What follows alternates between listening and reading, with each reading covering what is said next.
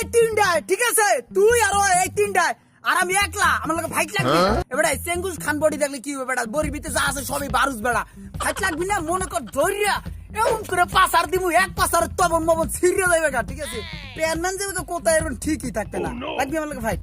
আমার মা মারামারি করতে মানা করছে।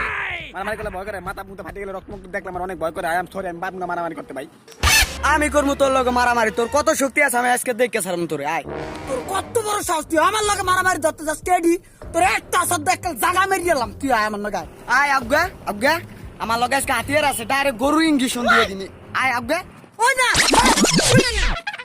ইনকুশনটা ডরাই, ছোট কালে এই জায়গা বাড়ানো ইনকুশন দিছিল, এই জাগে আন্তরি যা নাই ভাই, ইনকুশন দিস না, অনেক কান্দুরা হয়ে দেখে ডর করে। কিরে কেম করলি?